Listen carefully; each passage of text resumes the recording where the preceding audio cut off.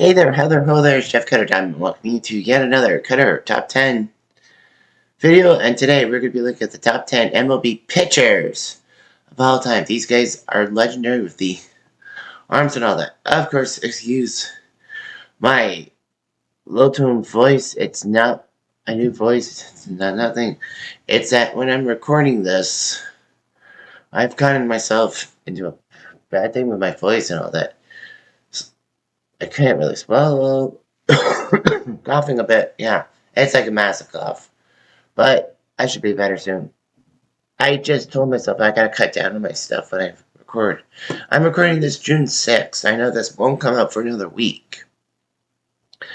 But yeah, June 6th, because I had a thing to do with Simpsons Unhinged. I had to do it because it's Saturday's deadline.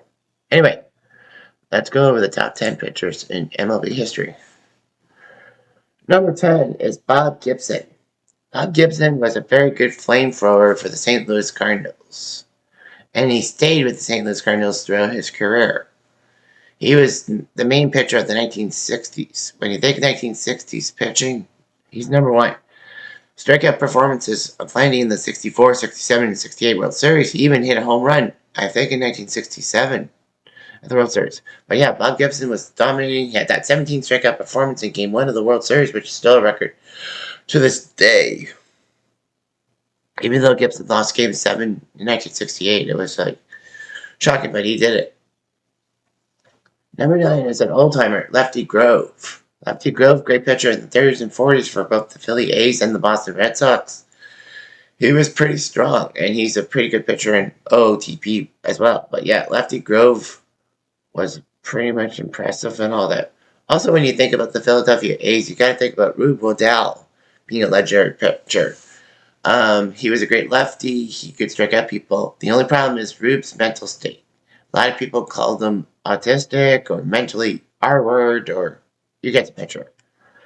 But Lefty Grove was just there for the A's and Red Sox. Number 8 is Tom Terrific, as in Tom Seaver. Tom Terrific was a very good pitcher for the Mets. He actually was part of the Atlanta system, but refused to play for Atlanta. So they had a random draw of teams that wanted him, and the New York Mets won the draw. So he went to Alaska, and then he went with the Mets system. By 1966, he was their ace because the Mets in the 1960s were crapola. Of course, we spared the 1969 season. Seaver alongside Matlock and Jerry Koosman were great for the Mets and all that. He was Tom Terrific and all that. He was great. Unfortunately, though, Dick Young of the New York Daily News had a bone to pick with Seaver and basically pushed Seaver to be traded. And basically, he got in favor with the Mets owner, Donald Grant, and got Seaver traded to Cincinnati. One of the worst trades ever, because it ruined the Mets. Also, getting rid of Dave Kingman was terrible. So Dick Young is a cocksucker.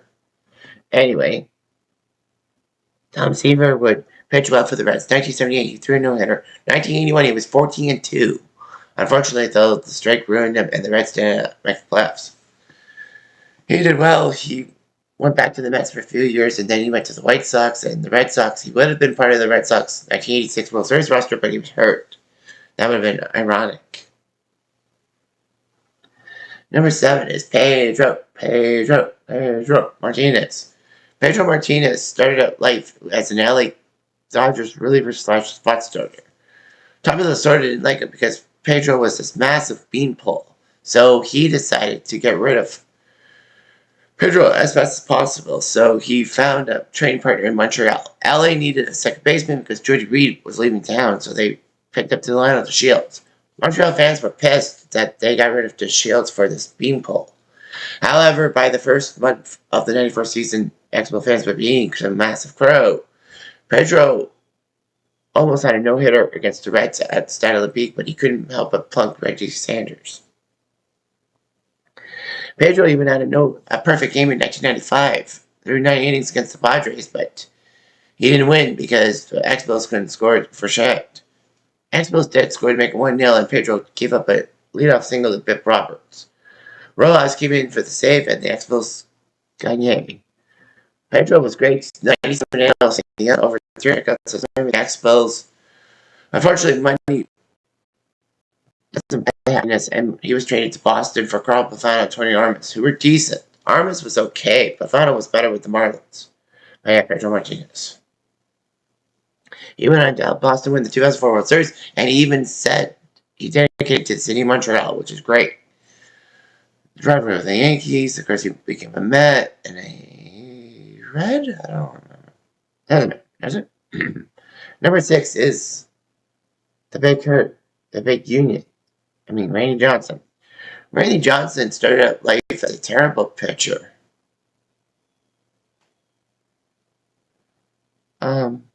That he had no control and all that. The Expos noticed it because they had him at 6'10", becoming the tallest player in MLB history. Unfortunately, he walked a lot of people. He was wild. So Montreal packaged him in a deal with Seattle to get Mark Langston, thinking that Langston would be the final piece of the puzzle. And for months, the 1989 Expos were in first place in the NL East, but blew it to the Cubs. Johnson would throw a no-hitter in 1990 against the Tigers. As a member of the Mariners, he would make Expo fans eat crow for getting rid of him in the first place. So that's what ended up happening. And then after Seattle, he spent half a year with Houston, half of them get to the playoffs, but they sunk. And then he went to Arizona, the second-year team, which was shocking. But Randy Johnson preferred Arizona most of the Clippers came into as support. And then he left the Yankees, got a little media shy and all that. Came back to the Diamondbacks, or the Giants. And he's now professor photographer. Number 5 is Nolan Ryan. For my money, Nolan Ryan deserves to be on this list. Throwing 7 no-hitters. But what the problem is, Nolan Ryan had no Cy Youngs at all. He started his career in earnest in the bullpen with the Mets in the mid-60s. He was a bullpen pitcher for the Mets in the 1969 World Series title. He got a ring out of it.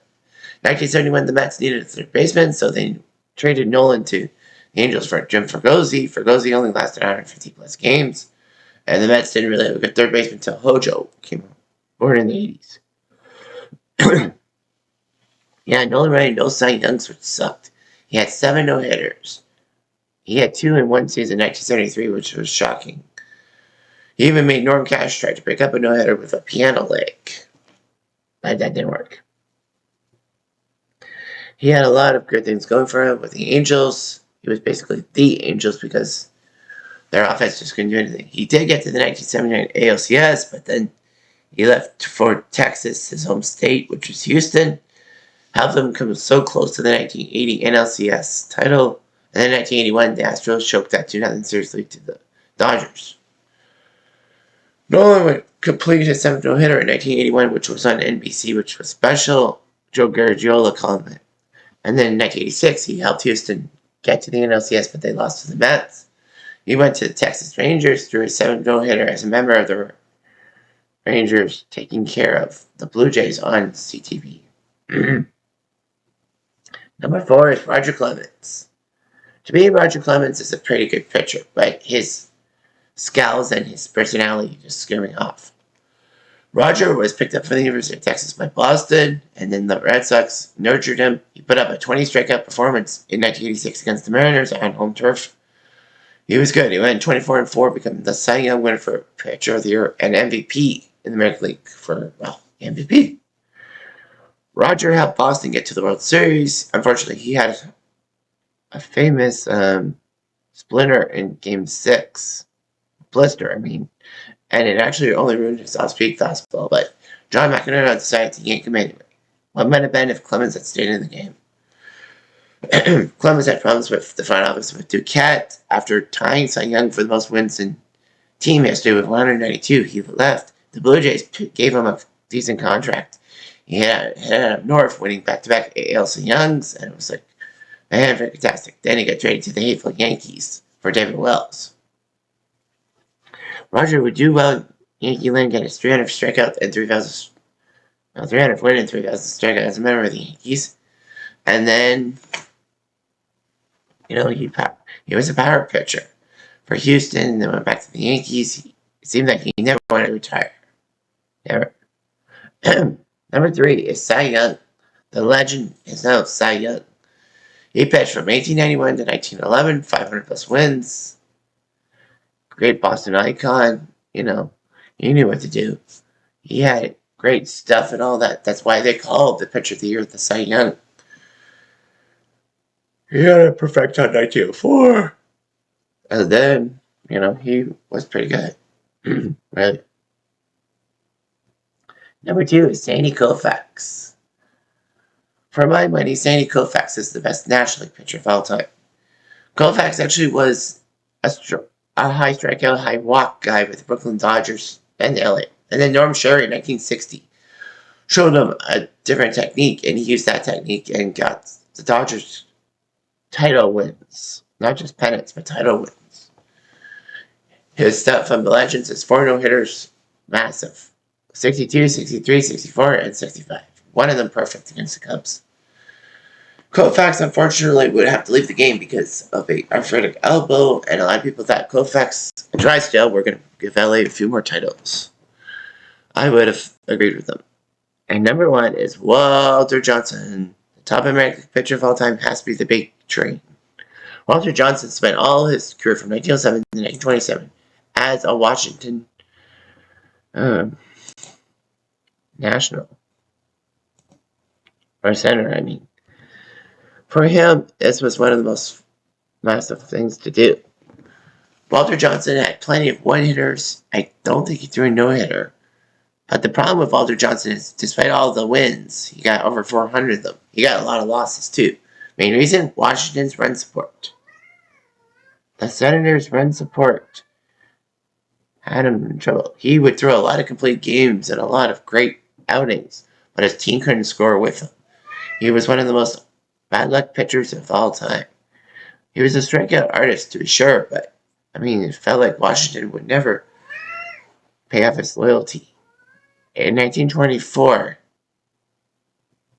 Washington did win the title for Johnson, so at least he had something to hang his hat on and be a World Series pitcher and get a title and all that. Rings were scarce back there. So anyway, that's all I've got. I'm Jeff Diamond to do.